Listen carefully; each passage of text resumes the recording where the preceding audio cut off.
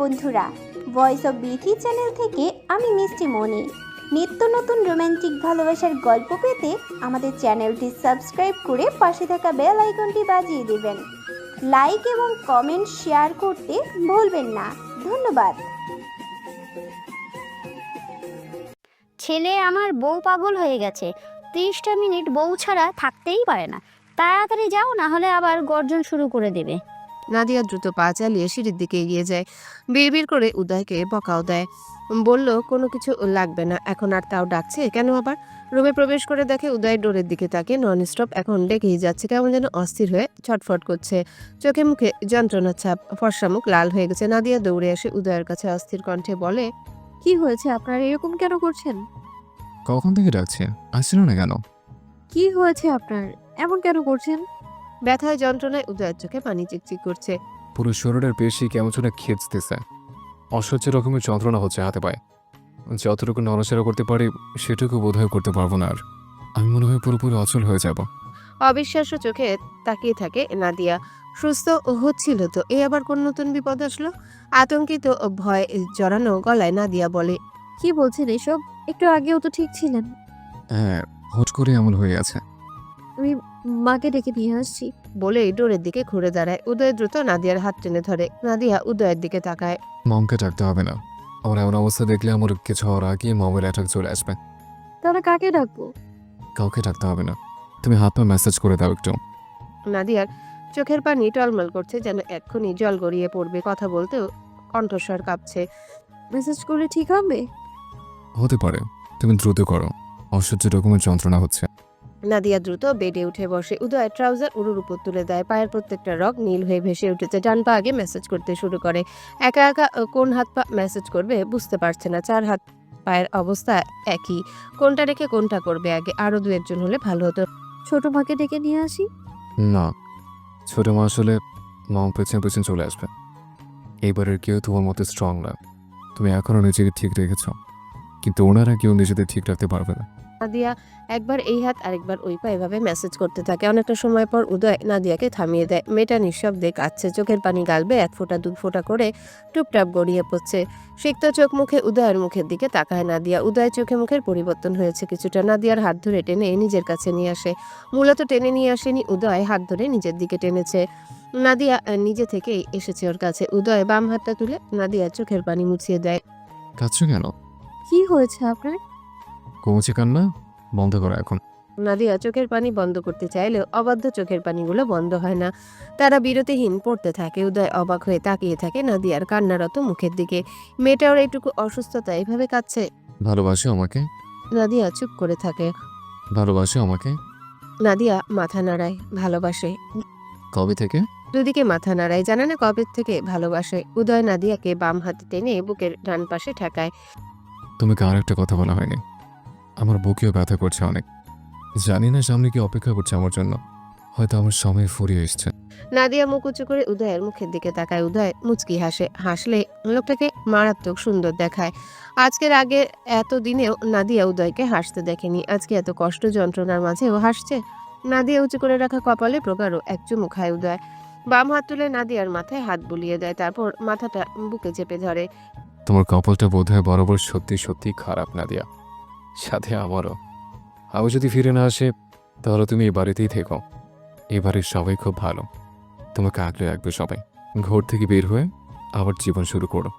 নাদিয়া উদয়ের বুক থেকে মুখ তুলে আবার উদয়ের মুখের দিকে তাকায়। কোথায় যাবেন আপনি? এখন আপাতত হসপিটালে, সেখান থেকে যদি না ফিরে আসি তাহলে। তাহলে আমাকেও আপনার সাথে নিয়ে যাবেন। এই দুনিয়ায় আপনি ছাড়া আমার আপন তো আর কেউ নেই। আপনি না থাকলে আমি থেকে কি করব বলুন? অনেক কিছু হারিয়েছি আমি, আর হারাতে পারবো না। সেদিন তো আপনিই বললেন আপনি না থাকলে আমি বেঁচে থেকে কি করব। আপনি ছাড়া কেউ নেই তো আমার। জানো না দিয়া, নাদিয়া প্রশ্নবোধক দৃষ্টিতে তাকায়। অদ্ভুত তোমার মায়া। আমি তোমার মায়ায় পড়তে চাইনি, তোমাকে ভালোবাসতে চাইনি, তারপরেও তোমার মায়ায় অদ্ভুতভাবে পড়ে গেছে। তোমাকে অদ্ভুতভাবে ভালোবেসে ফেলেছে। আমি কল্পনা করিনি এত তাড়াতাড়ি তোমার মায়া আটকে যাব। তোমাকে ভালোবাসবো। কবে তোমার মায়া আটকেছে, তোমাকে ভালোবেসেছে জানি না আমি, তবে ভালোবাসি এতটুকুই জানি। একটু চুপ করে বড় করে শ্বাস টেনে নেয়। আজকে না বললে হয়তো আর কখনোই বলা হতো না। যে ভালোবাসে তোমাকে। খুব বাজেভাবে ফেসে গেছি তোমার মায়ায়। সত্যি তোমার মায়া অদ্ভুত না? তুমি ভীষণ অদ্ভুত, নাদিয়া। উদয় চুপ হয়ে যায়। ওর অসুস্থতা ক্রমশ বাড়ছে, বুকের ব্যথা সহ্য ক্ষমতা ছাড়িয়ে যাচ্ছে। হঠাৎ কি যে হলো আজ? ভালোই তো ছিল। এটা শক্ত করে জড়িয়ে ধরবে। নাদিয়া হাঁটুতে ভর করে উঠে বসে। উদয়ের মাথা নিজের বুকে জড়িয়ে ধরে ফুপিয়ে ওঠে। উদয় নিজেও বাম হাতে জড়িয়ে ধরে নাদিয়ার কোমর। উদয়ের পুরো শরীরের পেশি অস্বাভাবিকভাবে খিস্তে আরম্ভ করে, আবার তবুও উদয় নাদিয়াকে ছাড়ে না। চৌধুরী বাড়ির গেট পেরিয়ে অ্যাম্বুলেন্স আর একটা প্রাইভেট কার প্রবেশ করে। কারের ভিতর থেকে হন্তদন্তে বেরিয়ে আসে প্রহর। অ্যাম্বুলেন্সের ভেতর থেকে বেরিয়ে আসে দুজন লোক, দুজনের হাতে স্ট্রেচার। প্রহরের পেছন পেছন দুজন প্রবেশ করে বাড়ির ভেতর। প্রহরের সাথে অপরিচিত মানুষ আবার হাতে স্ট্রেচার দেখে আতঙ্কিত হয়ে সোফা থেকে উঠে দাঁড়ায় আয়েশা চৌধুরী ও উম্মেহানি চৌধুরী। উম্মেহানি চৌধুরী হন্তদন্ত হয়ে ছেলের সামনে এসে দাঁড়ায়। প্রহর, ওনারা এখন কেন এসেছে? তুইও সাবান সময়ে বাড়িতে কেন? উদয়ের কিছু হয়েছে? শান্ত হো মোমো, সেরকম কিছুই হয়নি। বুড়োর পায়ের মাংসের পেশগুলোতে নাকি টান লাগছে, তাই হসপিটালে নিতে হবে। কখন এমন হলো? আমাকে তো কিছু বললো না। একটু আগেই না নাদিয়াকে ডেকে নিল। উত্তেজিত হচ্ছে কেন মোমো? বলছি তো সেরকম কিছুই হয়নি। এরকম করো বলেই বুড়ো তোমাকে বলেনি।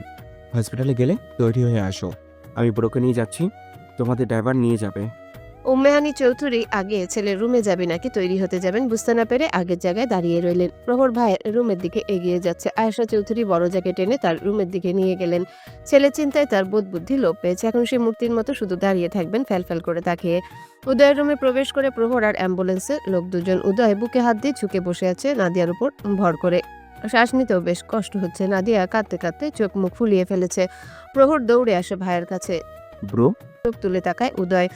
ছোট ভাইকে দেখে বুক থেকে বাম হাতটা সরিয়ে ভাইয়ের দিকে বাড়িয়ে দেয়। প্রহর শক্ত করে ধরে ভাইয়ের হাত। তোমার কিছুই হবে না, দ্রুত ঠিক হয়ে যাবে তুমি। উদয় কিছু না বলে শুধু তাকিয়ে রইল। উদয়কে ধরে স্ট্রেচারে শোয়ানো হয়, তারপর দ্রুত ডোরের দিকে এগিয়ে যায়। ভাবি চলুন। নাদিয়ার কান্না ভেজা গলায় বলে, কিছু হবে না তো ওনার? কিছু হবে না, এর আগেও বুড়োর অনেক বাজে অবস্থা হয়েছিল, আবার ঠিকও হয়েছে, আজকেরও হবে ইনশাল্লাহ। তাড়াতাড়ি চলুন এখন। নাদিয়া প্রহরের পেছন দ্রুত পায়ে এগিয়ে যায় নিচের দিকে। উদয়কে অ্যাম্বুলেন্সে তোলা হয়, অক্সিজেন মাস্ক পরানো হয়। প্রহর ড্রাইভারকে বলে DPRC Dhaka pain physiotherapy and rehabilitation সেন্টারে ওর মা আর চাচিকে নিয়ে আসতে। নাদিয়া উদয়ের শিওরে বসে উদয়কে এক হাতে চেপে ধরে। প্রহর পায়ের কাছে বসে পা ম্যাসেজ করতে থাকে। অ্যাম্বুলেন্স হুইসেল বাজিয়ে বাড়ির গেট পেরিয়ে বেরিয়ে যায়। উদয় কিছু সময় ভাই আর নাদিয়ার মুখের দিকে তাকিয়ে থাকে। ভাগ্য করে একটা ভাই পেয়েছিল, সাথে বউ হিসেবে নাদিয়ার মতো মেয়েকে, আর নিজের ফ্যামিলি, বাড়ির সবাই কত ভালোবাসে উদয়কে। সকলে চোখের মনি উদয়। সকলকে ছেড়ে কি চলে যেতে হবে? ওর কি যাওয়ার সময় ঘনিয়ে এসেছে? এর আগেও তো মুমূর্ষ অবস্থা হয়েছিল, সুস্থ হয়ে ফিরেও এসেছে বাড়িতে। হাঁটতে চলতে না পারলেও বেঁচে তো ছিল। বাড়ির সবাই তো জানতো বাড়ির বড় ছেলে আছে, বাড়িতেই আছে। সে কি থাকবে আগের মতোই? উদয়ের এত কষ্ট হচ্ছে কেন? উদয় বাম হাত দিয়ে অক্সিজেন মাস্ক খুলে ফেলে। প্রহরকে ডেকে কাছে আসতে বলে। প্রহর নাদিয়ার পাশে বসে ভাইয়ের দিকে ঝুঁকে। অক্সিজেন মাস্ক খুলেছো কেন? শ্বাস নিতে কষ্ট হচ্ছে তো তোমার? হাঁ করে শ্বাস নিতে নিতে থেমে থেমে বলে, আমি কিছু বলতে চাই তোকে, এখন না বললে পরে যদি আর বলা না হয়। উল্টাপাল্টা কথা কেন বলছো? শ্বাস নিতে কষ্ট হচ্ছে, মাস্ক পরে চুপ করে থাকো। আর অল্প সময়, হসপিটালের কাছাকাছি চলে এসেছি। আমার কথা মন থেকে শোন তুই আগে।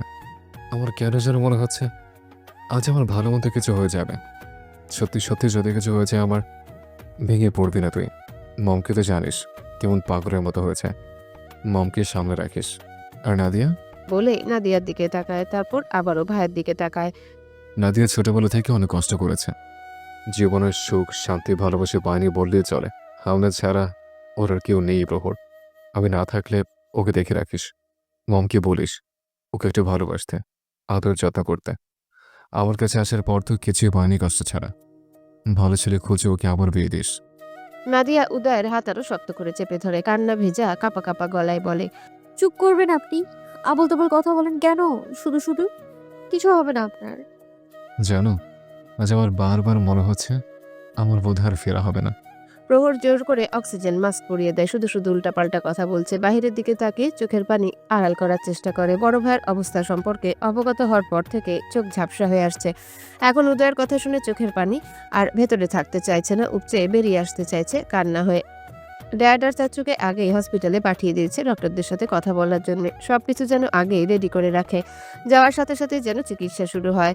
উদয়ের কাছ থেকে সব জানার পর সাথে সাথে অ্যাম্বুলেন্সে ফোন করে বাড়ির অ্যাড্রেস দিয়েছিল। উদয় চোখ বন্ধ করে নেয়। বাড়ি থেকে বের হওয়ার সময় মায়ের সাথে দেখা হলো না, কথা হলো না, মাকে ছুঁয়ে দেখা হলো না, বাড়ির কাউকেই তো দেখলো না। দেখা হবে কি আবার সকলের সাথে? কথা হবে আগের মতো? উদয় তো ফিরতে চায়, কথা বলতে চায়, সকলের সাথে বাঁচতে চায় আরো কিছুদিন। ওর ইচ্ছে চাওয়াগুলো কি পূরণ হবে নাকি অপূর্ণই রয়ে যাবে সব? হসপিটালে এসে পৌঁছায় অ্যাম্বুলেন্স। দ্রুত উদয়কে স্ট্রেচার সহ বের করে ভিতরে নিয়ে যায়। ডক্টর আগে থেকেই রেডি হয়েছিল হসপিটালের ভিতর প্রবেশ করতে। ড্যাড আর চাচুর সাথে দেখা হয়। তারা কথা বললেও বুকের ব্যথায় উদয় এখন আর কথা বলতে পারে না। অ্যাম্বুলেন্সে থাকা অবস্থায় খুব কষ্টে কথা বলেছিল, এখন আর গলা দিয়ে সাউন্ড বেরোচ্ছে না। ডক্টররা নিজেদের কাজ শুরু করেন, যা যা করা প্রয়োজন সব করেন। অল্প কিছুক্ষণ পর আয়েশা চৌধুরী আর মেহানি চৌধুরী হসপিটালে প্রবেশ করেন। ওনারা আর উদয়কে দেখতে পান না। প্রহর বাপ চাচার সাথে কথা বলছে। নাদিয়া পাশের চেয়ারে বসে হেঁচকি তুলে কাঁদছে। একজন ডক্টর এগিয়ে আসে 6 জনের দিকে। 6 জনেই ডক্টরকে ঘিরে দাঁড়ায়। উদয়ের কি অবস্থা ডক্টর? কি হয়েছে ওর? হঠাৎ করে এমন হওয়ার কারণ কি? শান্ত হন আগে। আপনারা নিজেদের শক্ত রাখুন। আপনারা তো জানেন মিস্টার চৌধুরীর শারীরিক মানসিক অবস্থা সম্পর্কে। উনি হয়তো কোনো কিছু নিয়ে টেনশনে ছিলেন। আপনাদের তো আগেই বলা হয়েছিল উনি যেন টেনশন না করে। ওনাকে সব সময় টেনশন ফ্রি থাকতে হবে। অতিরিক্ত টেনশনের ফলে ছোট একটা অ্যাটাক হয়েছে, আর এই অ্যাটাকের কারণে ওনার এই অবস্থা হয়েছে। সঠিক সময়ে হসপিটালে নিয়ে আসা হয়েছে। আমরা আমাদের সাধ্য অনুযায়ী চেষ্টা করব। বাকিটা উপরওয়ালার হাতে। দোয়া করুন আল্লাহ তাআলা যেন সব ঠিক করে দেন। উদয়ের সুস্থ হতে কতদিন লাগবে? বলা যাচ্ছে না, হয়তো আগের থেকেও বাজে অবস্থা হবে। আগে থেকেই নিজেদের মনকে বুঝ দিয়ে রাখুন। ডক্টর চলে যায়। মেহানি চৌধুরী কান্নায় ভেঙে পড়েন। তার প্রথম সন্তান, আদরের ছেলেটা তো কষ্ট কেন পাচ্ছে? আল্লাহ তাআলা একটু তো মুখ তুলে তাকাতে পারেন ওর দিকে। নাদিয়া পাথরের মূর্তির মতো দাঁড়িয়ে ডক্টরের যাওয়ার পথে তাকিয়ে থাকে। উদয় সব রকম ট্রিটমেন্ট করা হয়েছে, এখন পেশির খিঁচুনি, রক্ত টানা দেওয়া ঠিক হয়েছে, বুকের ব্যথা অনেকটা কমে এসেছে, তবে জ্ঞান থাকলেও কথা বলছে না। ডান পায়ের সাথে সাথে বাম পাটাও বোধহয় অচল হয়ে যাবে পুরোপুরি। আরো উন্নত চিকিৎসা প্রয়োজন, তবে আগের চেয়ে অবস্থা একটু স্থিতিশীল। ডক্টররা নিজেদের সাধ্য অনুযায়ী চেষ্টা করে যাচ্ছেন। উদয়ের ট্রিটমেন্ট নিয়ে সকালে বোর্ড মিটিং বসবে। এখন সিনিয়র ডক্টরের ডিউটি শেষ হয়ে যাওয়ায় চলে গেছে। সকালে তারা আসলেই বোর্ড মিটিং বসবে। মেহানি চৌধুরীর প্রেশার বেড়ে গেছে, জ্ঞান হারিয়ে পড়ে গিয়েছিলেন। তার জ্ঞান ফেরানোর পর উদয়ের সাথে দেখা করিয়ে বাড়িতে নিয়ে যাওয়া হয়েছে। হসপিটালে থাকলে আরো বেশি অসুস্থ হয়ে পড়বেন, যেতে চাননি, জোর করেই নিয়ে যাওয়া হয়েছে। প্রহর আর নাদিয়া হসপিটালে থেকে যায়, বাকি সবাই সকালে আবারও আসবে। উষা ও শ্বশুর বাড়ি থেকে সোজা হসপিটালে এসেছিল ভাইয়ের অবস্থা সম্পর্কে জানতে পেরে। পুরো চৌধুরী বাড়ির সবাই ভেঙে পড়েছে। উদয় সুস্থ হয়ে উঠছিল, সবাই কত খুশি হয়েছিল ওর ইমপ্রুভ দেখে। হঠাৎ কি থেকে কি হয়ে গেল? সুস্থ মানুষের অ্যাটাক এসে গেল। কি নিয়ে এত টেনশন করছিল? ডক্টররা কোনো গ্যারান্টি দিতে পারছে না উদয় সুস্থ হবে কিনা, আগের মতো একটু একটু নড়াচড়া করতে পারবে কিনা। সকালের বোর্ড মিটিং এর পরে সিদ্ধান্ত নেওয়া হবে উদয়ের পরবর্তী ট্রিটমেন্ট নিয়ে। এখন আল্লাহ আল্লাহ করে রাতটুকু পার করলেই হয়। এখনকার মতো উদয়কে আইসিইউতে রাখা হয়েছে, ঘুমের ইঞ্জেকশন দিয়ে ঘুম পাড়িয়ে রাখা হয়েছে। এখনো ঠিকভাবে শ্বাস নিতে পারছে না, কথা বলছে না। স্ট্রোক হওয়ার পর বেশি লেট করা হয়নি, তো দ্রুতই ট্রিটমেন্ট দেওয়া হয়েছে, তবুও এমন অবস্থা হয়ে গেছে। ডক্টররা নিজেদের সাধ্য অনুযায়ী চেষ্টা করছে। এখন বাকিটা আল্লাহর হাতেই। তিনি রহমত করলে উদয় আবার সুস্থ হবে। রাতে খাবার খাওয়া হয়নি প্রহর আর নাদিয়ার। নাদিয়া আইসিইউ এর বাইরে চেয়ারে বসে আছে নেতিয়ে। ওর শরীরে এখন যেন বিন্দুমাত্র শক্তি অবশিষ্ট নেই। শরীর ছেড়ে দিয়ে বসে আছে, তাকিয়ে আছে আইসিইউ এর ডোরের দিকে। কি হবে উদয়ের? ফিরে আসবে আবার সকলের কাছে? ফিরতেই হবে ওকে। ওর ফেরার অপেক্ষায় চাতক পাখির মতো চেয়ে আছে পুরো চৌধুরী বাড়ি। সকলের জন্যেই কেউ না কেউ আছে, কিন্তু নাদিয়ার তো উদয় ছাড়া কেউই নেই। সুস্থ না হোক, আগের মতো নড়াচড়া করতে না পারুক, তবুও ফিরে আসুক। নাদিয়ার পাশের চেয়ারে 2 হাতে মুখ ঢেকে বসে আছে প্রহর। ভাবছে ভাইকে নিয়ে কি করবে, কোথায় নিলে তাড়াতাড়ি সুস্থ হয়ে উঠবে। দেশের বাইরে ওকে নিয়ে যাবে? জার্মানির ডাক্তারদের সাথে কথা হয়েছিল উদয় ট্রিটমেন্ট নিয়ে। 1 মাস পর জার্মানি যাওয়ার কথা ছিল, কিন্তু তার আগে আবার বিপদ চলে এলো। নাদিয়ার পাসপোর্ট এখনো তৈরি হয়নি, গতকালকেই বানাতে দিয়েছে। পেপারসের ঝামেলায় পড়তে হয়নি। বিয়ের সময় বুদ্ধি করে নাদিয়ার প্রয়োজনীয় সকল পেপারস নিয়ে এসেছিল প্রহর।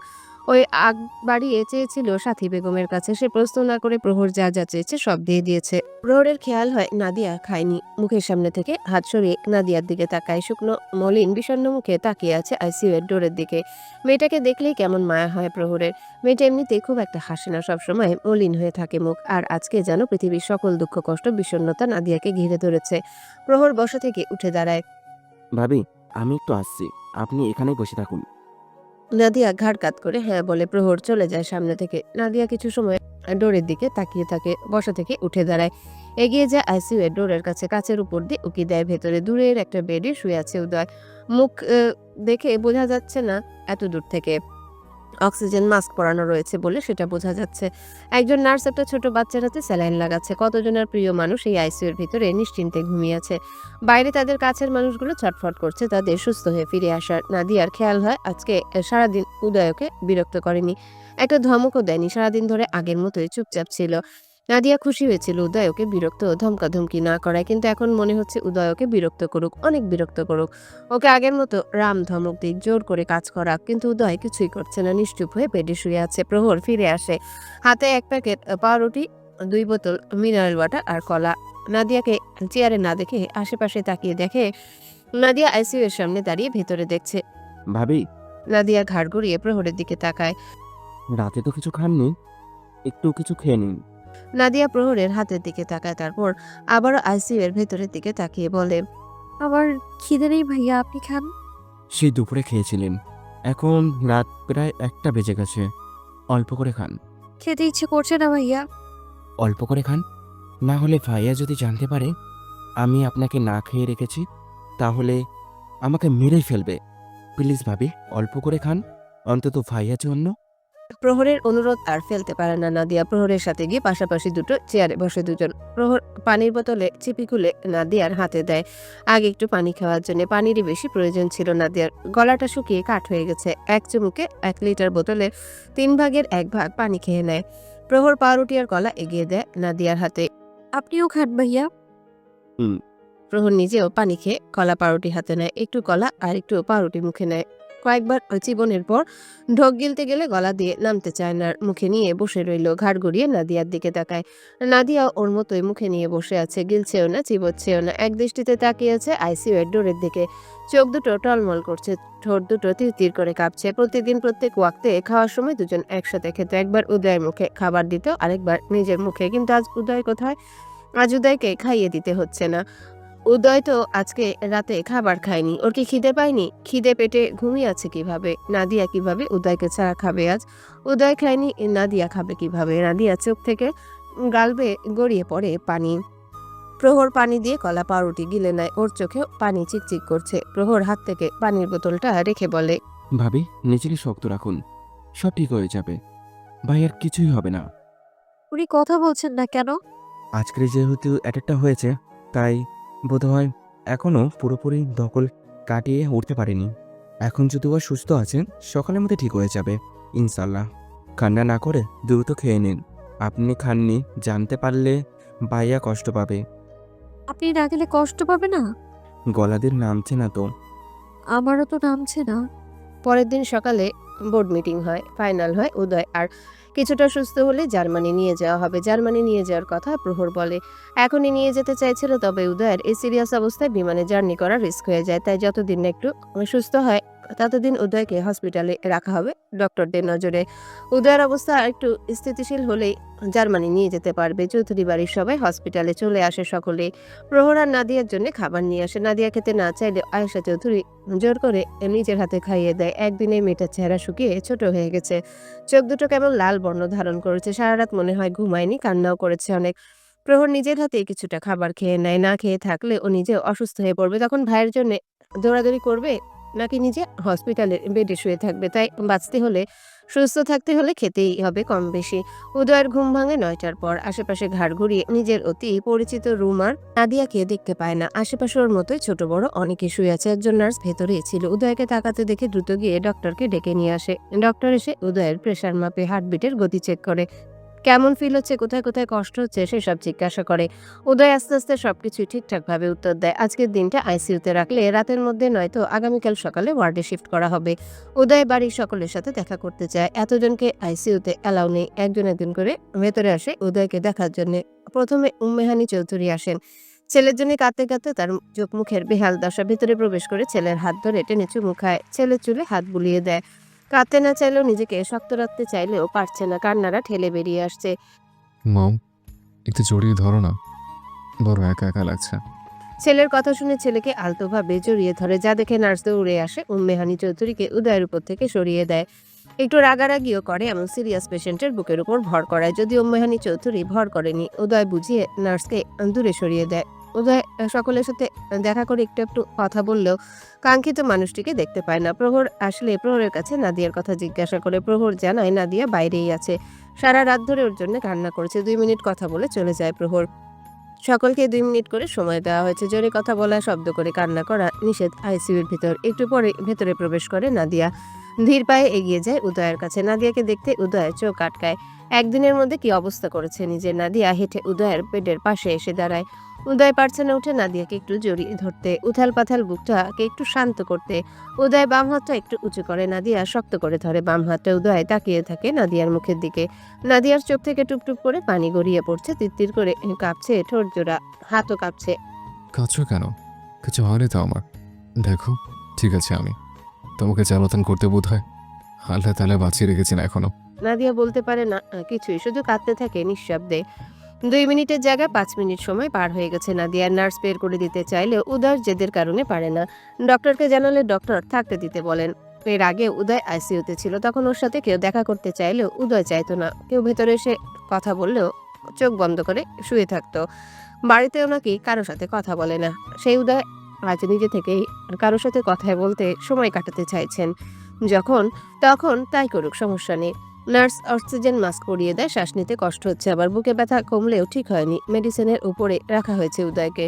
না উদয় আর কথা বলছে, আর না নাদিয়া বলেছে। উদয় নাদিয়ার হাত নিজের বুকে চেপে ধরে রেখেছে। একে অপরের মুখের দিকে তাকিয়ে সময় পার করছে শুধু। কারো মুখে কথা নেই, দুজনের কথা যেন চোখে চোখে হচ্ছে। নাদিয়ার চোখ দিয়ে তখনও 1 ফোঁটা 2 ফোঁটা করে টুপটাপ পানি গড়িয়ে পড়ছে একটু পরপর। কি মায়াবী লাগছে মেয়েটাকে। নাক গাল লাল হয়ে আছে, ফুলেও গেছে। উদয় নাদিয়ার হাতের উপর থেকে নিজের হাতটা সরিয়ে ইশারায় নাদিয়াকে ওর দিকে ঝুঁকতে বলে। ঝুঁকে আসে নাদিয়া। উদয় কষ্ট করে হাত উঁচু করে নাদিয়ার চোখে পানি মুছে দেয়। তারপর দুদিকে মাথা নাড়িয়ে কাঁদতে নিষেধ করে। অক্সিজেন মাস্ক খুলে ফেলে আবার। সকালে খেয়েছো আজ? নাদিয়া মাথা নাড়িয়ে হ্যাঁ বলে। রাতে? রাতেও খেয়েছি। নাক টেনে বলে নাদিয়া। উদয়কে আবারও অক্সিজেন মাস্ক খুলে ফেলতে দেখে গজগজ করতে করতে এগিয়ে আসে নার্স। দাঁড়ায় দুজনের পাশে। রাগ দেখে মৃদু শব্দে বলে, বারবার অক্সিজেন মাস্ক খুলে ফেলছেন কেন? অসুস্থতা বাড়লে তো আবার আমাদের আর হসপিটালের দোষ হবে, নাম খারাপ হবে। বলেই মাস্ক পরিয়ে দেওয়ার জন্য হাত বাড়ায়। মৃদু শব্দে ধমকে ওঠে উদয়। আল্লাহ রে, বুকে কি ব্যথা। বুকের ব্যথা মালুম না করে নার্সের থেকেও বেশি রেগে তার দিকে তাকায় উদয়। এই শয়তান মহিলা বারবার আমাকে ছুটছেন কেন? আর একবার আমাকে ছুলে খবর আছে। এতটা সময় পর বউয়ের সাথে একটু সময় কাটাচ্ছে, সেটা সহ্য হচ্ছে না। একটু পরপরই চলে আসছে ডিস্টার্ব করতে। যান, ভাগেন এখান থেকে, অসহ্যকর মহিলা একটা। কথাগুলো বলতেও বেশ বেগ পেতে হয় উদয়ের। বুকের ব্যথা, শ্বাসকষ্ট দুটোই বাড়তে থাকে। নাদিয়া নিজে দ্রুত অক্সিজেন মাস্কটা পরিয়ে দেয়। মুমূর্ষু রোগীর এমন কথা শুনে স্তব্ধ হয়ে যায় নার্স। সে তো নার্স, তার কাজেই রোগীকে ছোঁয়া, তাদের সেবা যত্ন করা। একটা ইঞ্জেকশন পুশ করতে গেলেও রোগীকে ছুতে হয়, স্যালাইন লাগাতে গেলেও ছুতে হয়, ক্যানুলা পড়াতে গেলেও ছুতে হয়, প্রেশার মাপতে গেলেও ছুতে হয়। রোগীকে না ছুঁয়ে কিভাবে চিকিৎসা দিবে, সেবা যত্ন করবে? নার্স যেভাবে গজগজ করতে করতে এসেছিল, ঠিক সেভাবে গজগজ করতে করতে চলে যায়। যা কিছু হয়ে যাক, আসবে না রে অভদ্র রোগীর কাছে। ওনাকে কিনা শয়তান মহিলা বলে, আবারও অসহ্যকর মহিলাও বলেছে। ওনার সাথে এইভাবে কথা কেন বললেন? উনি তো আপনার ভালোর জন্যই বলেছে। উদয় আবারও অক্সিজেন মাস্ক খুলে ফেলে না। আমার ভালো নাকি ভাবতে বলেছেন? আমার ভালো ভাবার জন্য অনেক মানুষ আছে, ওরা না ভাবলে চলবে। আস্ত একটা শয়তান মহিলা, কতবার যে ছুঁয়েছে ঠিক নেই। দিয়া জোর করে আবার মাস্ক পরিয়ে দেয়। কথা না বলে চুপ করে থাকুন তো। কথা বলতে শ্বাস নিতে কষ্ট হচ্ছে তো আপনার? উদয় আরো কিছু বলতে চাইলেও বলল না। আসলেই কষ্ট হচ্ছে অনেক। গতকাল তো ভেবেই নিয়েছিল দেখা হবে না আর কারোর সাথে। সবাই ওকে দেখবে, কথা বলবে, শুধু নিজের কথা বলতে পারবে না। ভাবতে কত কষ্ট যে হচ্ছিল। পরের দিন সকালে উদয়কে কেবিনে শিফট করা হয়। আগের থেকে অবস্থা অনেকটা স্থিতিশীল হয়েছে। বুকের ব্যথা, শ্বাস নেওয়ার সমস্যাটা ঠিক হয়ে গেছে এখন। তবে হাত পা আগের মতো নাড়াচাড়া করতে পারে না। একে একে সবাই দেখা করে কথা বলে। উদয় প্রহরের গায়ে ভর করে বসে আছে। দুদিন ধরে শুয়ে থাকতে থাকতে আর ভালো লাগছে না। উদয়কে হালকা খাবার খাইয়ে দেয় উম্মেহানি চৌধুরী।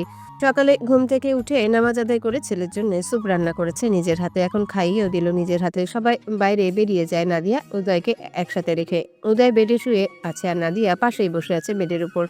দুজনেই কিছু সময় চুপচাপ থাকে। উদয় কাত হয়ে বাম হাত জড়িয়ে ধরে নাদিয়ার কোমরের সাথে মাথা ঠেকায়। নাদিয়া কাছাকাছি থাকলে চুলে জড়িয়ে ধরলে অন্যরকম এক ভালো লাগা কাজ করে। ইচ্ছে করে সবসময় নাদিয়াকে নিজের কাছে রাখতে ওর ছোঁয়া পেতে কোমরে মুখ গুজে ডাকে। নাদিয়া, সেদিন যখন হঠাৎ আমার ওই অবস্থা হয়, আমি বুঝতে পেরেছিলাম হয়তো অ্যাটাক হয়েছে। তবে শিওর ছিলাম না। আগে প্রহরকে ফোন করে ওকে বলি, তারপর তোমাকে ডাকি। কয়েক মিনিটের মধ্যে অবস্থা আরও খারাপ হয়েছে। তখন মনে হয়েছিল আমার বোধহয় সময় শেষ, ফুরিয়ে এসেছে আমার শ্বাস।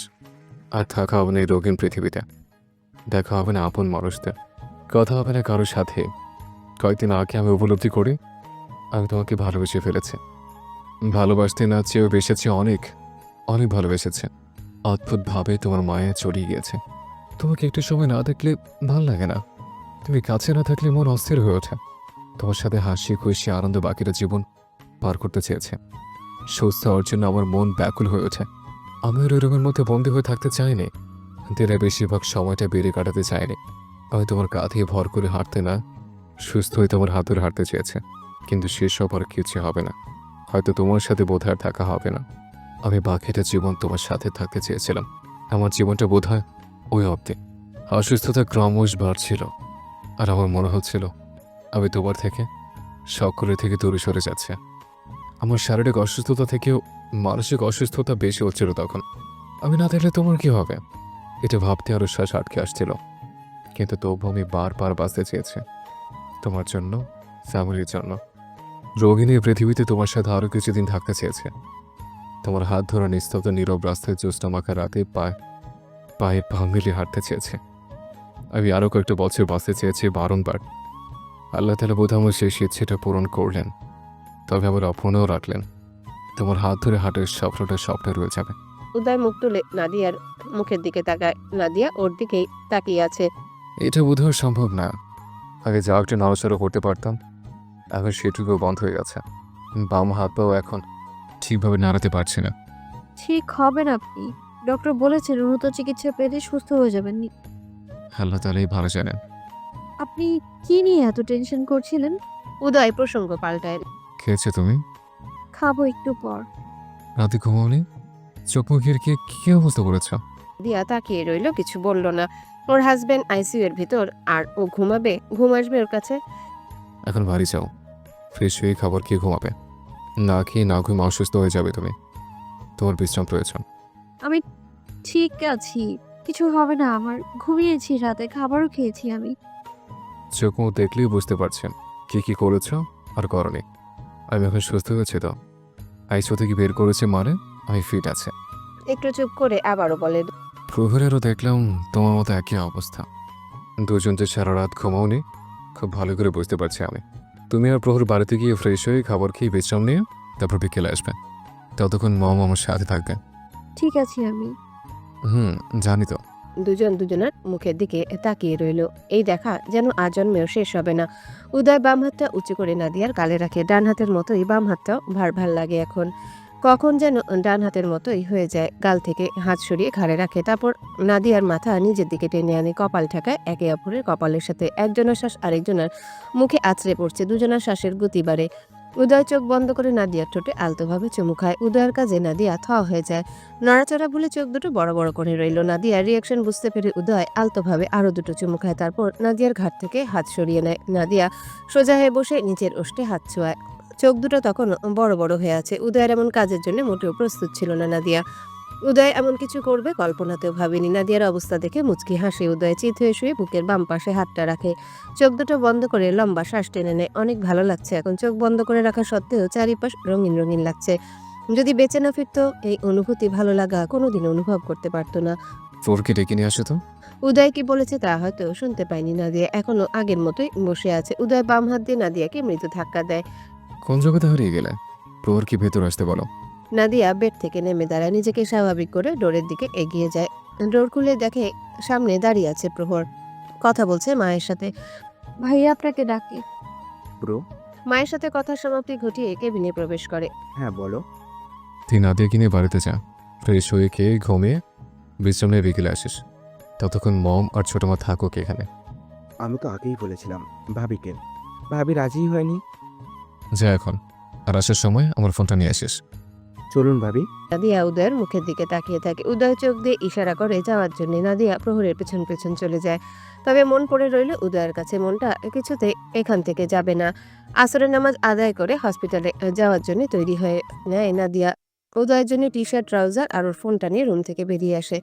করিডোরে আসতে দেখে প্রহর নিজের রুম থেকে বেরিয়ে আসছে। দুজন একসাথে বাড়ি থেকে বেরিয়ে যায়। ড্রাইভারকে সাথে করে নিয়ে যায় ওর মা চাচিকে বাড়িতে নিয়ে আসার জন্য। কেবিনে প্রবেশ করে দুজন। উদয় ঘুমিয়ে আছে। অন্য বেডে শুয়ে আছে মেহানি চৌধুরী, তার পাশে বসে আছে আয়েশা চৌধুরী। পুরো রুমে শুধু ফ্যানের শব্দ। প্রহর আর নাদিয়াকে দেখে উঠে বসেন মেহানি চৌধুরী। প্রহর ঠোঁটের উপর আঙ্গুল চেপে কথা বলতে নিষেধ করে। নাদিয়াকে কেবিনের ভিতর রেখে মা চাচিকে নিয়ে কেবিন থেকে বেরিয়ে যায়। কথাবার্তা বলে দুজনকে বুঝিয়ে ড্রাইভারের সাথে বাড়িতে পাঠিয়ে দেয়। নিজে আবার কেবিনের ভিতর প্রবেশ করে না, এগিয়ে যায় ডক্টরের চেম্বারের দিকে। সম্ভব হলে এই সপ্তাহের মধ্যেই উদয়কে জার্মানি নিয়ে যাবে। আর দেরি করতে চায় না, যত দ্রুত সম্ভব ভাইকে সুস্থ করতে হবে। উন্নতি হতে গিয়ে আবার অবনতির দিকে এগিয়ে যাচ্ছে। সন্ধ্যার পর উদয়ের শারীরিক কন্ডিশন দেখতে আসে অন্য একজন মেয়ে নার্স। উদয় তখন ভাইয়ের উপর ভর করে আধা শোয়া হয়ে আছে। নার্সকে দেখে কপাল ব্রু কুচকে নেয় উদয়। মুখে ফুটে উঠে বিরক্তি ভাব। এই বজ্জাত মহিলারা একটু পর পর কেন আসে ওর কাছে? মেয়ে মানুষ দেখলেই তো ওর মাথায় রক্ত উঠে যায়। অসহ্য করে মহিলারা, দেখলেই রাগে গা জ্বলে। নার্স উদয়ের সামনে দাঁড়ায়। একটু সোজা হয়ে ঠিকভাবে বসুন। উদয় সোজা হয়ে বসে কোনো রকমে। নার্স স্টেথোস্কোপের সাহায্যে উদয়ের হার্টবিট চেক করতে যায়। নার্সকে ধমক দিয়ে উঠে উদয়। পেশেন্টের ধমক শুনে কেঁপে উঠে নার্সকে বলবে এই লোক 2 দিন পর পর আজ সকালে আইসিইউ থেকে বের হয়েছে। এর ধমক শুনে মনে হচ্ছে সুস্থ স্বাভাবিক মানুষ, নড়াচড়া করতে পারে না, কিন্তু গলার তেজ কমেনি। যাও একটু কমেছিল তা আবার বেড়ে গেছে। নাদিয়ার প্রহর একবার, নার্স তো আরেকবার উদয়ের দিকে তাকায়। উদয়ের চোয়াল শক্ত, চোখে মুখে রাগ স্পষ্ট। নার্স পেশেন্টের ধমকে কর্তব্য বিমূঢ় হয়ে গেছে, শুধু ফ্যাল করে তাকিয়ে আছে উদয়ের দিকে। তাকে কি জন্য ধমক দেওয়া হলো এখনো বুঝতে পারছে না। কি ভুল করেছে? পেশেন্টের বাড়ির লোক রাগারাগি করে ধমকাধমকি করে এটা মানা যায়, তাই বলে এখন থেকে পেশেন্টও ধমকাধমকি করবে? ও হ্যালো নার্স আন্টি, আপনি ঠিক আছেন? প্রহরের ডাক শুনে উদয়ের দিক থেকে চোখ সরিয়ে প্রহরের দিকে তাকায়। এই দামড়া ছেলে আন্টি ডাকছে। বয়সের দিক থেকে নার্সের থেকে প্রহর বড় হবে, আর এই ছেলে কিনা আন্টি ডাকছে। কোন অ্যাঙ্গেল থেকে আন্টি মনে হয়? এখনো বিয়ে করেনি, বাচ্চা হয়নি, আর এই বদ ছেলে কিনা আন্টি বানিয়ে দিল। 10-12 বছরের বাচ্চা আন্টি ডাকলে তাও মানা যেত। বুইরা দামড়া বেটা বিয়ে করলে 3 বাচ্চার বাপ হয়ে যেত, সে কিনা আন্টি ডাকে। খাটাস লোক একটা। ভাই দুইটাই পাগল। নার্স নিজেকে স্বাভাবিক করে উদয় হাতের দিকে হাত বাড়ায় পালস রেট চেক করার জন্য। উদয় ভাম হাতটা সরিয়ে নিয়ে আবারও ধমক দিয়ে বলে, কি সমস্যা? বারবার ছুটে আসছেন কেন? না ছুলে আপনার কন্ডিশন বুঝবো কিভাবে? আমার কাজ আমাকে করতে দিন। দেখেছেন আমায়? ঠিক আছে, আমি এখন আসুন এখান থেকে, আর আসবেন না এই কেবিনে। নার্স চুপ করে দাঁড়িয়ে রইল। এই লোকটার মাথাও খারাপ হয়ে গেল নাকি? পালস রেট চেক করলো না, প্রেশার মাপলো না, 2 ইঞ্জেকশন দেওয়ার আছে তাও দিল না। বলছে কিনা চলে যেতে, আবার আসতে নিষেধ করছে। আবার শুধু শুধু ধমকাধমকি করছে, রাগ দেখাচ্ছে। নার্সিং পেশায় জয়েন করার পর অনেক ঘাটতারা পেশেন্ট দেখেছে, কিন্তু উদয়ের মতো একটাও দেখেনি। এই লোক মাস্টারপিস। নার্স এতক্ষণ ভালোভাবে কথা বললে এখন সেও রাগ দেখিয়ে বলে, মিস্টার চৌধুরী, আমার কাজ আমাকে করতে দিন। অন্য পেশেন্টও দেখতে হবে আমার। একদম ছোঁয়ার চেষ্টা করবেন না আমাকে। ওনাদের ডেকে নিয়ে আসুন। আমাকে আপনার দেখাশোনা করার দায়িত্ব দেওয়া হয়েছে, অন্য কেউ কেন আসবে? উদয় দাঁতে দাঁত চেপে বলে, আমার দেখাশোনা করার জন্য নার্স হিসেবে আপনাকে আমার পছন্দ হয়নি। কেন? 1, আপনার থোবরা মুখের নকশা আমার পছন্দ হয়নি। 2, আপনার মুখে দাড়ি গোঁফ নেই। 3, আপনি একটা মেয়ে, সাথে প্রচুর বাচাল, অভদ্র বটে। পেশেন্টের সাথে তর্ক করেন। তর্ক করে মানুষ আমার একদম অপছন্দ। আর সে যদি হয় মেয়ে, তাহলে আমার দৃষ্টি সীমানার বাইরে থাকতে হবে। বকবক করে আমার মাথা খেয়ে দিল। এখন বের হন এখান থেকে। প্রহর আর নাদিয়া চুপ করে উদয়ের কথা শুনছে। একে কিছু বলে ওর লাভ নেই, যা ইচ্ছা তাই করবে। কিছু বললে শুধু শুধু বাক্য অপচয় হবে। নার্স অপমান বোধ করে কেবিন থেকে বেরিয়ে যাওয়ার আগে ফোঁস করতে করতে ওনাকে অভদ্র বলে। ওই ছেলে নিজেই তো আস্ত একটা অভদ্র। নার্স ডক্টরের চেম্বারের দিকে এগিয়ে যায়। অভদ্র পেশেন্টের দেখাশোনা সে করতে পারবে না। মুখের কথার কি ধরন! বলে কিনা মুখে নকশা পছন্দ হয়নি, আবার মুখে দাড়ি গোঁফ নেই। আর মেয়ে মানুষের মুখে দাড়ি গোঁফ কোথা থেকে আসবে? ডক্টরের চেম্বারে এসে সব বলে উদয়কে কি বলেছে। সে আর ওই পেশেন্টের দেখাশোনা করবে না, অন্য কাউকে ওর দায়িত্ব দেওয়া হোক। নার্সের কথা শুনে হতাশ হয় ডক্টর। আইসিইউ এর ভেতরে থাকতে ও নার্সের সাথে এরকম করেছে, সেও কমপ্লেন করেছিল। এছাড়া কবে ঠিক হবে? এখনো মেয়ে মানুষ দেখতে পারে না দুই চোখে। নিজের থেকে 10 হাত দূরে রাখে মেয়েদের। ডক্টর নার্সকে সাথে নিয়ে উদয়ের কেবিনে আসে। ডক্টরের সাথে নার্সকে দেখে চোয়াল শক্ত করে, আবার মুখ ঘুরিয়ে অন্যদিকে তাকিয়ে থাকে উদয়। ডক্টর নার্স দুজনেই উদয়ের মুখ ঘুরিয়ে নেওয়া দেখে। এই ছেলে নিজেকে কি ভাবে কে জানে। ওর হাবভাব দেখে মাঝে মধ্যে মনে হয় ও ছাড়া আল্লাহ দুনিয়ায় আর কেউ নেই, পুরো দুনিয়ায় ও একাই আছে। মিস্টার চৌধুরী, বলুন, শুনতে পাচ্ছি আমি। এদিকে তাকান। তাকানোর প্রয়োজন নেই, বরং কি বলবেন? নার্সকে ওনার কাজ করতে দিচ্ছেন না কেন? আমি আগে বলেছি আমার চেক আপ সহ অন্যান্য সকল সেবা প্রদান করার জন্য ছেড়ে নার্স পাঠাবেন। তারপরও কেনই মহিলাকে পাঠিয়েছেন? বারবার গায়ে হাত দেয়। পেশেন্টকে না শুয়ে সেবা প্রদান করব কিভাবে? সেজন্য তো ছিল নার্স পাঠাতে বলেছে। পাশ থেকে নার্স বলে ওঠে, হসপিটালের নিয়ম তো আপনার কথা মতো চলবে না। আমি বলেছি আমার কথা অনুযায়ী হসপিটালের নিয়ম চলবে। আপনি তো তাই বলেছেন। আপনার দেখাশোনা করার দায়িত্ব দেওয়া হয়েছে একজনকে, কিন্তু আপনি চাইছেন অন্যজনকে। আমি আপনার কাছ থেকে সেবা নেব না, যান এখান থেকে। নার্সের মনে জেদ চাপে, সেও তেরামি করে বলে, আমার কাছে থেকেই সেবা নিতে হবে আপনার। কোশ্চেন কালেও না, দুনিয়া উল্টে যাবে, কিন্তু উদয় চৌধুরী কোনো মহিলার কাছ থেকে ট্রিটমেন্ট নেবে না। আপনার সেবা অন্য কেউ করতে আসবে না আমি ছাড়া। উদয় দাঁতে দাঁত চেপে কিরমির করে বলে, নার্সটা না আসবে, মহিলার কাছ থেকে সেবা নেওয়ার চেয়ে বাড়িতে বসে মরে যাব, তাও ভালো। এ প্রহর, চল বাড়িতে। বলে ঘাড় ঘুরিয়ে প্রহরের দিকে তাকায়। প্রহর গম্ভীর থমথমে মুখে তাকিয়ে আছে ওর দিকে। নাদিয়া দাঁড়িয়ে আছে চুপচাপ, মাথায় ঘোমটা টেনে। উদয় প্রহরকে ধমক দিয়ে বলে, এখনো বসে আছিস কেন? ধর আমাকে, বাড়ি যাব।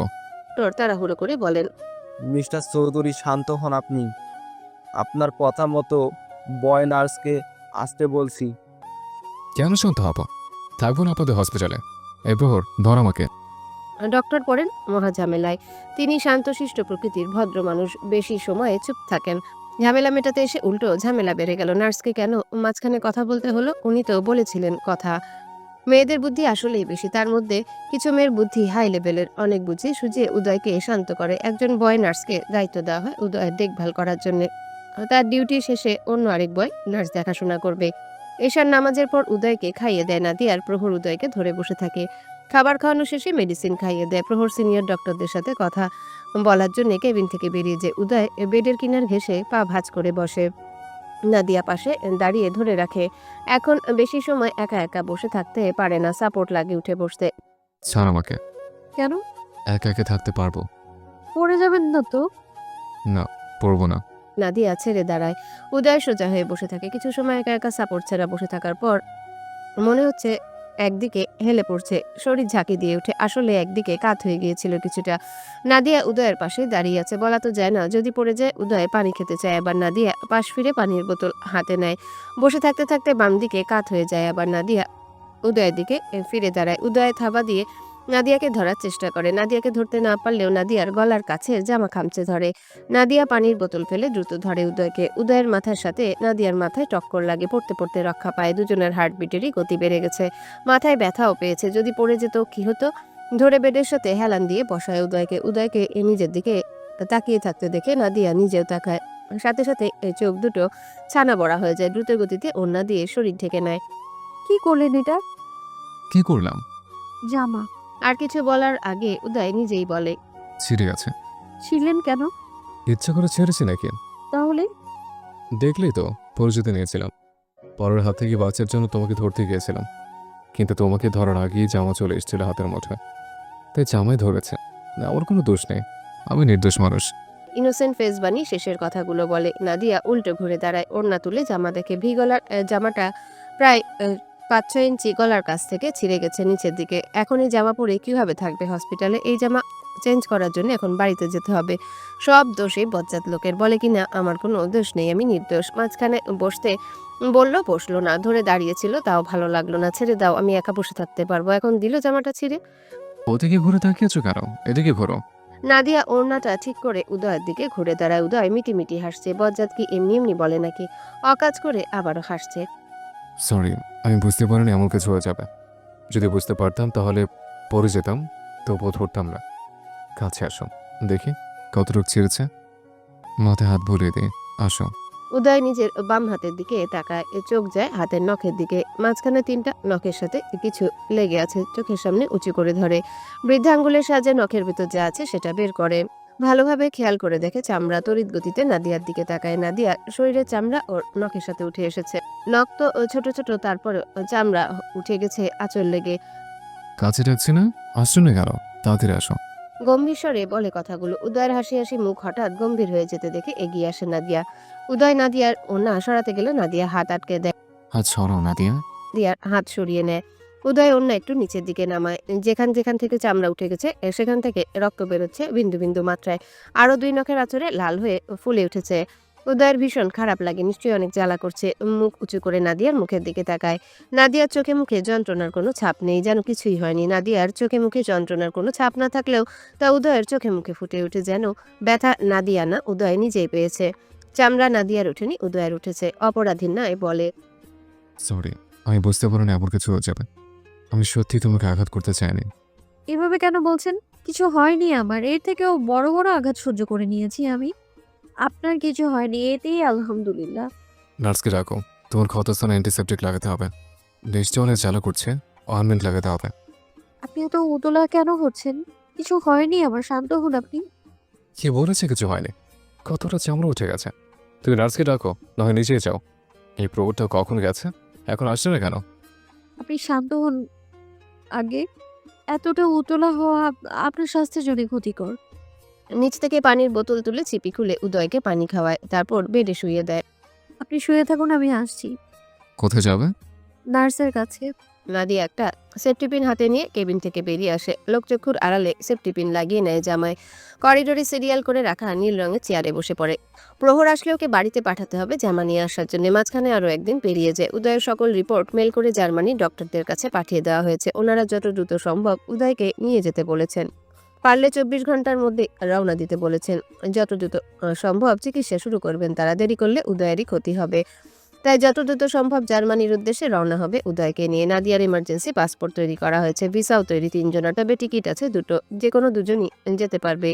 নেক্সট যে ফ্লাইটে সিট খালি আছে সেটা 3 দিন পর। এখন 3 জনকে একসাথে যেতে চাইলে 3 দিন অপেক্ষা করতে হবে, আর আজকে গেলে 2জনই যেতে পারবে। উদয়ের অবস্থা আবার আগের চেয়ে খারাপের দিকে যাচ্ছে। টেনশনে চৌধুরী বাড়ির সকলের ঘুম হারাম। প্রহরের দিনরাত দৌড়াদৌড়ি করতে করতে পার হচ্ছে। এখন দুপুর 2টা, বহু কষ্ট আরেকটা সিট জোগাড় করতে পারেনি। 3 দিন অপেক্ষা করলে উদয়ের অবস্থা আরো খারাপের দিকে যাবে। প্রহর একটা সিদ্ধান্ত নেয়। চৌধুরী বাড়ির সবাই এখন হসপিটালে উপস্থিত আছে। সকলকে করিডোরে ডাকে। উদয় ঘুমাচ্ছে এখন। সকলের মুখের দিকে একবার তাকায় প্রহর, তারপর বলে, আজকে জার্মানি যাওয়ার 2টো টিকিট খালি আছে এখনও। ফ্লাইট রাত 12টায়। লোকাল ফ্লাইটে ওঠা নামা কষ্ট হয়ে যাবে, তাই লোকাল ফ্লাইট বাতিল। আর নেক্সট যে ফ্লাইট সেটা খালি আছে, সেটা 3 দিন পর। 3 দিন অপেক্ষা করলে বুড়োর অবস্থা আরও ক্রিটিক্যাল হয়ে যাবে। তাই আমি সিদ্ধান্ত নিয়েছি আজকেরই বুড়োকে নিয়ে জার্মানি রওনা দেওয়ার। এখন যেহেতু 2টো টিকিট আছে, তাই যেতেও হবে 2জনকেই। ব্রো আর ভাবি আজকেরই চলে যাক, 3 দিন পর না হয় আমি যাব। উদয়ের বাবা ওমর চৌধুরী বলেন, কিন্তু নাদিয়া কি বুঝতে পারবে সবকিছু? ওর তো ছোট মানুষের বাইরে দুনিয়া সম্পর্কে কোনো ধারণা নেই ওর। এক দেশ থেকে অন্য দেশে গিয়ে বুঝতে পারবে না কিছুই। বড় ভাইয়ের সাথে তাল মিলিয়ে উমায়ের চৌধুরী বলেন, ভাইয়া, কিন্তু ঠিকই বলেছ। হসপিটালে দৌড়াতে দৌড়াতে রিপোর্ট আনা নেওয়া করা আরও কত ঝামেলা থাকে। নদিয়া তো ওদের ভাষা বুঝতে পারে না। উদয় তো সবসময় ওর সাথে থাকবে না যে ও বুঝিয়ে দেবে। নাদিয়াও বলে, আব্বারা ঠিকই বলেছেন ভাইয়া। সত্যি সত্যি কিছু বুঝতে পারবো না আমি। উল্টো আরো ঝামেলায় পড়তে হবে। বাংলাদেশে কোনো কিছু বুঝতে পারি না, জার্মান গিয়ে কিভাবে বুঝবো? আপনি যান ভাইয়ার সাথে আপনার। উম্মেহানি চৌধুরী বলেন, আজকে তুই উদয়ের সাথে যা, 3 দিন পর নাদিয়া যাবে। আমরা এখান থেকে এয়ারপোর্টে পৌঁছে দিয়ে আসবো। তুই ওকে ওইখানে রিসিভ করে নিস। 3 দিনেরই তো ব্যাপার। প্রহর এসব কিছু ভেবে দেখেছে আগেই, কিন্তু তারপরেও ওর মনে হয়েছে উদয়ের সাথে নাদিয়ারই যাওয়াই উচিত। সকলের কথা শোনার পরেও বলে নাদিয়াই যাক উদয়ের সাথে। নাদিয়া সহ সকলে প্রহরকে অনেক বোঝায়। সকলের কথায় শেষমেশ রাজি হয় প্রহর। উদয় ঘুম থেকে উঠলে ওকে জানাতে হবে। বাড়ির উদ্দেশ্যে রওনা হয় প্রহর। প্যাকিং করতে হবে দুজনারই, বেশি সময় হাতে নেই। নাদিয়া কেবিনে ফিরে আসে। উদয় নিশ্চুপ হয়ে ঘুমিয়ে আছে। ফ্যানের বাতাসে উঠছে সিল্কি চুলগুলো। ফর্সা মুখটা মলিন হয়ে গেছে অসুস্থতায়। এমনি শুকনা এখন যেন আরো শুকিয়ে গেছে। আগে থেকে নিজেই উঠে বসে থাকতো, একটু আধটু নড়াচড়া করতে পারতো, এখন তাও পারে না। বিয়ের পর থেকে আজ অব্দি এক রাত উদয়কে ছাড়া কাটায়নি নাদিয়া। এখন 3 দিন ওকে ছাড়া কিভাবে থাকবে, না থেকে উপায় নেই। সবকিছুর আগে উদয়ের সুস্থতা। সুস্থ হয়ে উঠলে যুগ যুগ ধরে একসাথে থাকতে পারবে। সেখানে 3 দিন ছেড়ে থাকা আহামরি কোনো কষ্ট নয়, সহ্য করে নেবে নাদিয়া। 3 দিনই তো, 3 দিন পর তো উদয়ের কাছে যাবেই। নিশ্চুপ হয়ে বসে ঘুমন্ত উদয়ের মুখের দিকে তাকিয়ে থাকলো। 2 ঘন্টার মধ্যে দুই ভাই সবকিছু প্যাকিং করে নিয়ে হসপিটালে ফিরে আসে প্রহর। টিকিট কনফার্ম করে দিয়েছে। বাড়ি ফেরার পথে যা যা প্রয়োজন সবই নিয়ে এসেছে। উদয় ঘুম থেকে উঠে থ মেরে বসে আছে বেডে হেলান দিয়ে। ঘুম থেকে উঠছিল না বলে নাদিয়া ডেকে তুলেছে। ওকে জানানো হয়েছে জার্মানি যাওয়ার কথা। সব জানার পর থেকে এই থ মেরে বসে আছে। আজকেই যেতে হবে, তাও আবার নাদিয়া যাচ্ছে না। উদয় আর নাদিয়াকে কেবিনে রেখে সবাই বেরিয়ে গেছে বাইরে। উদয় নাদিয়ার দিকে তাকায়। মেয়েটার মুখটা মলিন হয়ে আছে, চোখে মুখে ঘোর অন্ধকার। আগে সেই দুঃখী দুঃখী ভাব ফুটে উঠেছে। গতকাল থেকে নাদিয়ার মুখটা মলিন, এখন আরো মলিন লাগছে। উদয় হাতের ইশারায় নাদিয়াকে কাছে ডাকে। নাদিয়া এগিয়ে গিয়ে বেডে বসে। উদয় ওর শরীর ঘেঁষে বসতে বলে। নাদিয়া তাই করে। উদয় বাম হাতটা উঁচু করে নাদিয়াকে বাহুবন্ধনে আবদ্ধ করে। নাদিয়া মুখ উঁচু করে উদয়ের মুখের দিকে তাকায়। নাদিয়ার কপালের এলোমেলো চুলগুলো ফু দিয়ে সরিয়ে দেয় উদয়। তারপর গাঢ় চুমু খায় নাদিয়ার কপালে, আর একটু শক্ত করে জড়িয়ে ধরে বুকে। হাতে আগের মতো শক্তি নেই এখন। থাকলে নাদিয়াকে বোধহয় এখন বুকের ভেতরে পুড়ে নিত। মেয়েটার প্রতি এতটা মায়া জন্মেছে যে 3 দিনের জন্য ছেড়ে যেতেও ইচ্ছে করছে না। মন সায় দিচ্ছে না নাদিয়াকে রেখে যেতে। 3 দিনে এই মায়াবী মুখশ্রী দেখতে পাবে না। নানান বাহানায় কাছে ডেকে ছোঁয়া হবে না। 3 দিন উদয়ের কাছে কখনোই 3 বছরের মতো লাগছে। জার্মানি যাওয়ার পর কি করবে তাহলে? নাদিয়াকে ছেড়ে কিভাবে থাকবে? ওর সরল নিষ্পাপ মায়াবী মুখশ্রী না দেখলে তো ভালো লাগে না উদয়ের। নাদিয়া উদয়ের বুকে ঘাপটি মেরে বসে রইল। কান্না ঠেলে বেরিয়ে আসতে চাইলে ঢোক গিলে ভেতরে নিয়ে নেয়। কোনো কথা ছাড়া একে অপরকে ধরে বসে রইল। কি বলবে? কারো মুখ দিয়ে কথা বেরোচ্ছে না। এখন প্রহর কেবিনে ডোর নক করে। নাদিয়া উদয়কে ছেড়ে দেয়। তারপর বেড থেকে নেমে সোজা হয়ে দাঁড়ায়। ভিতরে প্রবেশ করে প্রহর। পুরোপুরি তৈরি হয়ে এসেছে। দ্রুতই রওনা হতে হবে এয়ারপোর্টের উদ্দেশ্যে। উদয়ের জন্য আলাদা করে শপিং ব্যাগে ড্রেস শুজ নিয়ে এসেছে। ভাইয়ের সাথে কথা বলে ওয়াশরুমে নিয়ে যায়। হাত মুখ ধুয়ে ফ্রেশ হয়ে আসে। প্রহর ড্রেস পরতে সাহায্য করে। উদয়কে একদম ফিটফাট করিয়ে দেয়। হোয়াইট শার্ট, ব্ল্যাক প্যান্ট, চুলগুলো সুন্দর করে ব্রাশ করে দিয়েছে। এতদিনের রোগী রোগী ভাবটা কমে এসেছে কিছুটা। জুতো নিজের হাতে পরিয়ে দেয় প্রহর। তারপর ধরে হুইল চেয়ারে বসায়। নাদিয়া একপাশে দাঁড়িয়ে সব দেখছে। উদয়কে আজকে সুন্দর লাগছে দেখতে। সাদা কালো আর নীল রঙের ড্রেস পরলে অসম্ভব রকমের সুন্দর দেখায়। নাদিয়ার নজর আটকায় তখন উদয়ের দিকে। আজকেও তার ব্যতিক্রম কিছু হয়নি। লোকটা আসলেই মারাত্মক সুন্দর। কেবিন থেকে বেরিয়ে আসে 3 জন। উদয় বাড়ির সকলের সাথে কথা বলে। সবাই অনেক দোয়া করে উদয়ের জন্য। তারপর থেকে পুরোটা সময় উদয় চুপ থাকে। হসপিটাল থেকে বের করে নিয়ে আসা হয়। সবাই এয়ারপোর্টে যাবে উদয়কে বিদায় জানাতে। উদয়ের ফুপা ফুপু, ফুপাতো ভাই বোন, মামা মামি সবাই এয়ারপোর্টে আসছে উদয়কে বিদায় জানাতে। কারে উঠে বসে সবাই। উদয়ের পাশে নাদিয়া বসে, অন্য পাশে উম্মেহানি চৌধুরী। মায়ের কাঁধে মাথা রেখে চোখ বন্ধ করে নেয়। আগেরবার যখন গিয়েছিল তখন সাথে উম্মেহানি চৌধুরী আর প্রহর ছিল শুধু। এখন আর মা যাবে না। কতগুলো দিন মায়ের সাথে দেখা হবে না। সামনে দাঁড়িয়ে কথা বলতে পারবে না কতগুলো দিন। সকলে এয়ারপোর্টে এসে পৌঁছায়। প্রায় 6টা বেজে গেছে। উদয়কে ধরে হুইল চেয়ারে বসানো হয়। তারপর এগিয়ে যায় ভেতরের দিকে। গেটের কাছে আসতে একজন সকল পেপারস নিয়ে হাজির হয় প্রহরের সামনে। পেপারস রেখে তার পাওনা পরিশোধ করে দেয় প্রহর। ইমিগ্রেশনের আগে সকলের কাছ থেকে বিদায় নেয় উদয়। মা বাবা, ছোট চাচু সকলকে জড়িয়ে ধরে। আরো যারা আছে তাদের কাছ থেকেও বিদায় নেয়। সকলের কাছ থেকে বিদায় নিলেও একপাশে দাঁড়িয়ে থাকা নাদিয়ার কাছ থেকে বিদায় নেয় না। উদয় চোখ তুলে নাদিয়ার দিকে তাকায়। মেয়েটার মুখে অমাবস্যার গুটগুটে অন্ধকার নেমে এসেছে। যাওয়ার আগে নাদিয়াকে জড়িয়ে ধরতে ইচ্ছে জাগলো। বাড়ির সকলের সামনে নাদিয়াকে জড়িয়ে ধরা বা ওকে কিছু বলা, তাতেও লজ্জা পাচ্ছে উদয়। আশেপাশে আরো কত মানুষজন দাঁড়িয়ে আছে। সময় পেরিয়ে যাচ্ছে। ভেতরে প্রবেশ করতে হবে। লাস্ট একবার সকলের কাছ থেকে বিদায় নেয়। প্রহর সুটকেস ট্রলির উপর রেখে এক হাতে হুইল চেয়ার, অন্য হাতে ট্রলি ধরে সামনে আগায়। পেছনে সবাই কান্নায় ভেঙে পড়ে। উদয়ের চোখেও পানি চিকচিক করছে। প্রহরও তার ব্যতিক্রম নয়। নাদিয়া চাতক পাখির মতো তাকিয়ে আছে দুজনের চলে যাওয়ার পথে। নাদিয়ার বুকের ভেতর কেমন অসহ্য যন্ত্রণা হচ্ছে। এত কষ্ট বোধহয় এর আগে কোনোদিনও হয়নি।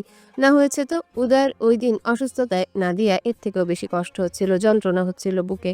আজকেও হচ্ছে। উদয়কে একবার পেছনে ফিরে তাকাবে না। উদয় হুইল চেয়ার থামিয়ে দেয়। ভালোবাসলে এত লজ্জা পেলে চলবে না। ভালোবাসলে একটু নির্লজ্জ হতে হয়। একটু নির্লজ্জ হলে সমস্যা নেই। ঘাড় ঘুরিয়ে পেছনে তাকায়, ডাকে নাদিয়ার নাম ধরে। উদয়ের ডাক শুনে আশেপাশের অনেকেই তাকায় ওর দিকে। কেউ কেউ আবার নাদিয়া নামের মেয়েটাকে খুঁজছে। নাদিয়াকে এগিয়ে আসতে না দেখে উদয় আবারও ডাকে। উষা নাদিয়াকে ঠেলে উদয়ের দিকে পাঠিয়ে দেয়। নাদিয়া এগিয়ে গিয়ে উদয়ের সামনে দাঁড়ায়। একটু হাঁটু গেড়ে বসো। নাদিয়া তাই করে, হাঁটু গেড়ে বসে উদয়ের সামনে। উদয় নাদিয়াকে চেপে ধরে বুকে। নাদিয়াও শক্ত করে দুই হাতে জড়িয়ে ধরে ফুপিয়ে ওঠে মৃদু শব্দে। উদয় বুঝতে পারে নাদিয়া কেঁদে দিয়েছে। মেয়েটা কাঁদে না খুব সহজে। এতক্ষণ নিজেকে ধরে রাখলেও উদয়ের ভালোবাসা ছোঁয়ায় আর ধরে রাখতে পারেনি। বরফের ন্যায় গলে গেছে মেয়েটা। আশেপাশের অনেকে তাকিয়ে আছে উদয় আর নাদিয়ার দিকে। নাদিয়ার মাথার সাথে নিজের গাল ঠেকিয়ে রাখে উদয়। এখন মোটেও নাদিয়াকে ছাড়তে ইচ্ছা করছে না। ইচ্ছে করছে এভাবেই জড়িয়ে ধরে রাখতে। চৌধুরী বাড়ির সবাই তাকিয়ে দেখছে দুজনকে। যেই ছেলে বিয়ের পর বলল নাদিয়া আমার চোখের সামনে যেন না আসে, ওকে আমার ধারে কাছেও যেন না দেখি। নাদিয়াকে দেখলে কিভাবে তাকাতো, ধমক দিয়ে উঠতো কথায় কথায়। সেই ছেলে মুখ থুবড়ে পড়েছে নাদিয়ার মায়া। এত তাড়াতাড়ি দুজনের মাঝে এত গভীর ভালোবাসা তৈরি হবে ভাবেনি কেউ। বিশেষ করে উদয়ের দিক থেকে এত তাড়াতাড়ি ভালোবাসা ছিল অকল্পনীয়, তাও এত গভীরভাবে। উদয় নাদিয়াকে ছেড়ে দেয়। মৃদু শব্দে ডাকে নাদিয়ার নাম ধরে। বুক থেকে মুখ তুলে তাকায় নাদিয়া। উদয় নিজে হাতে টিস্যু দিয়ে নাদিয়ার গাল মুছিয়ে দেয়। তারপর টিস্যুটা কোলের উপর রেখে নাদিয়ার গালে হাত রাখে। ঢোক গিলে দিয়ে আস্তে আস্তে বলে, নিজের খেয়াল রাখবেন, ঠিক মতো খাওয়া দাওয়া করবে, কান্নাকাটি করবে না একদম, রাতে ঘুমাবে ঠিক মতো, আমার জন্য একদম টেনশন করবে না। প্রহর আছে তো আমার সাথে, নিজের যত্ন নিও। 3 দিনই তো, 3 দিন পর আবার দেখা হবে। আবার বলছি নিজের খেয়াল রাখবে, যত্ন নেবে। তোর কিছু হলে কিন্তু আমি কষ্ট পাবো। নাদিয়ার দুই চোখ বেয়ে ঝরঝর করে পানি গড়িয়ে পড়ে। আবার আবার কাঁদে, কান্না বন্ধ করো। উদয়ের গলা জড়িয়ে আসছে। কথাগুলো দলা পাকিয়ে যাচ্ছে। চোখ দিয়েও অবাধ্য পানিরা বেরিয়ে আসছে। চোখ বন্ধ করে লম্বা শ্বাস টেনে নেয়। নাদিয়ার চোখের পানি আবারও মুছিয়ে দিয়ে জড়িয়ে ধরে। জড়ানো গলায় মাকে ডাকে। এগিয়ে আসে মেহানি চৌধুরী। দাঁড়ায় ছেলের পাশে। উদয় মায়ের দিকে তাকায়। ওকে নিয়ে যাও মম, আর একটু দেখে রেখো। জন্মের পর মাকে হারিয়েছে, মায়ের ভালোবাসা পায়নি কোনোদিন। এখন তুমি ওর মা। তোমার ছেলে মেয়েদের পাশাপাশি ওকে একটু বেশি ভালোবেসো, আদর যত্ন করো। আমরা ছাড়া ওর কিন্তু কেউ নেই। মেহানি চৌধুরী বলতে পারেন না কিছুই। তার চোখ বেয়ে পানি পড়ছে টপ টপ করে। নাদিয়ার জীবন কাহিনী সে আগেই শুনেছে ঘটকের মাধ্যমে। সেজন্য আরো বেশি নাদিয়াকে পছন্দ হয়েছিল। নাদিয়া উদয়কে ছেড়ে দাঁড়ায়, নিজেকে স্বাভাবিক দেখানোর চেষ্টা করে, কিন্তু লাভ হয় না। মেহানি চৌধুরী নাদিয়াকে টেনে নিজের কাছে আনে। এক হাতে জড়িয়ে ধরে নাদিয়াকে, মাথায় হাত বুলিয়ে সান্ত্বনা দেয়। উদয় প্রহর এগিয়ে যায় সামনের দিকে। উদয় মাথা নিচু করে নেয়, আর উপরের দিকে তোলে না। চোখ বেয়ে টপ টপ করে পানি গড়িয়ে পড়ছে। হাতে টিস্যুতে একটু পর পর চোখ মুছে। পেছন থেকে সবাই দেখে ওদের চলে যাওয়া। আগামী 1 বছরের মধ্যে হয়তো দেশে ফেরা হবে না উদয়ের। এর থেকে কম সময়ও লাগতে পারে, আবার বেশিও লাগতে পারে। এখন একমাত্র আল্লাহ তাআলাই ভরসা। তিনি কতদিনে সুস্থ করবেন সেটা তিনি একমাত্র ভালো জানেন। এর আগেও 6 মাস সিঙ্গাপুর ছিল ট্রিটমেন্টের জন্য। অ্যাক্সিডেন্ট করার পরদিনই সিঙ্গাপুরে নিয়ে গিয়েছিল। 6 মাসের চিকিৎসায় কিছুটা সুস্থ হলেও খুব বেশি ইমপ্রুভ হচ্ছিল না, তাই বাংলাদেশে ফিরে আসে। উদয় নিজে জেদ ধরে ফিরে আসে। সুস্থ হচ্ছিল না, শুধু শুধু এত টাকা চলে যাচ্ছিল প্রত্যেক মাসে। এভাবে টাকা খরচ করতে থাকলে ফকির হয়ে যেত বোধহয়। তাই উদয় নিজেই ফিরে আসে, কিন্তু পঙ্গু অবস্থায় নিজেকে মেনেও নিতে পারছিল না। অন্যের উপর নির্ভরশীল হয়ে থাকা, নিজের হাতে খেতে না পারা কোনো কিছুই মেনে নিতে পারেনি। ডিপ্রেশনে হতাশায় ভুগছিল। 2বার সুইসাইড করার চেষ্টা করে। সিঙ্গাপুর থেকে ফিরে আসা 6 মাস পর একবার স্লিপিং পিল খেয়েছিল, যতগুলো হাতের কাছে পেয়েছিল। তার 4 মাস পর আবারও ফলকাটা ছুরি দিয়ে হাতের শিরা কেটে ফেলেছিল, কিন্তু ভাগ্যের জোরে 2বারই বেঁচে গেছে। তখন প্রহর রাতে উদয়ের সাথেই থাকতো, যদিও উদয় এটা নিয়ে অনেক চিল্লাচিল্লি রাগারাগি করত। প্রহর না থাকার সুযোগে দিনের বেলায় 2বার সুইসাইড করার চেষ্টা করে। তারপর থেকে উদয়ের জন্য ক্ষতি করা এমন কিছু উদয়ের নাগালে রাখতো না। মেহানি চৌধুরী উদয়ের হাত নিজের মাথায় রেখে কেঁদে কেঁদে বলেছিল, তুই আর একবারেও এরকম কিছু করলে তোর আগে আমি দুনিয়া থেকে বিদায় নেব। তারপর আর উদয় এমন কিছু করেনি। তার কয়েক মাস পরে জোর করে নাদিয়ার সাথে বিয়ে দেয়। রাত 10টার পর এয়ারপোর্ট থেকে বেরিয়ে আসে চৌধুরী বাড়ির সবাই। কারে উঠে বসে সকলে রওনা হয় বাড়ির উদ্দেশ্যে। উদয়ের মামা মামি, ফুপি ফুপা, ওনারা সবাইও আসে। আজ রাত এখানেই থাকবে। নাদিয়া সোজা নিজের রুমে চলে আসে। রুমটা আজ খালি, উদয় নেই বেডে। রোজ রুমে আসলে দেখতো উদয় বেডে বসে আছে, নয়তো শুয়ে আছে। নাদিয়া রুমে আসলে আর চোখে তাকিয়ে থাকতো। রুমটা আজ ফাঁকা, উদয় নেই, এই রুমের মালিক নেই রুমে। নাদিয়ার ভেতর থেকে কান্না ঠেলে বেরিয়ে আসছে। কেমন যে লাগছে নাদিয়া বলে বোঝাতে পারবে না। ভীষণ রকমের যন্ত্রণা হচ্ছে বুকে। ডোর লক করে বেডে গিয়ে বসে।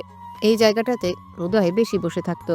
নাদিয়া বেডে বসে বোরকা হিজাব খুলে পাশে রেখে দেয়। রুমের চারিদিকে নজর বুলায়। রুমের সবকিছুই আছে, শুধু উদয় নেই। এত কষ্ট কেন হচ্ছে? এই কষ্ট যে সহ্য হচ্ছে না, দম যেন বন্ধ হয়ে আসছে। উদয় যে বালিশটাতে ঘুমাতো সেই বালিশের উপর উপুর হয়ে শুয়ে পড়ে নাদিয়া। বালিশা থেকে উদয়ের শরীরের পারফিউমের ঘ্রাণ আসছে। চোখ বন্ধ করে দুই হাতে আঁকড়ে ধরে বালিশটায় গুমড়ে গুমড়ে কাঁদতে শুরু করে। ওর এত বছরের জীবনে এত কষ্ট যন্ত্রণের আগে কখনো হয়নি। বাবার বাড়ি থাকাকালীন কত কষ্ট যন্ত্রণা সহ্য করেছে, তবে আজকের মতো কষ্ট কোনোদিনও হয়নি। হবেই বা কি করে? কষ্ট দুইটা তো আলাদা আলাদা, তাই যন্ত্রণাও ভিন্ন। প্রায় 2 ঘন্টা পেরিয়ে যায়। নাদিয়া আগের মতোই শুয়ে শুয়ে কাঁদছে। অন্যদিন এই সময় উদয়ের পাশেই থাকতো, আর আজকে শত শত মাইল দূরে চলে গেছে। রাতে খাওয়া হয়নি। উদয়কে সন্ধ্যার আগে অল্প খাবার খাইয়ে দিয়েছিল। উদয় তখনই নাদিয়াকেও খেয়ে নিতে বলে। নাদিয়া বলে পরে সকলের সাথে খেয়ে নিবে। নাদিয়া চোখ বন্ধ করে বালিশে মুখ গুজে কান্না বন্ধ করার চেষ্টা করে। তখনই ওর কানে ভেসে আসে উদয়ের গলার স্বর। তোমাকে কি বলেছে আর তুমি কি করছো নাদিয়া? কান্না বন্ধ করো আর উঠে ফ্রেশ হও, খাবার খেয়ে ঘুমাও।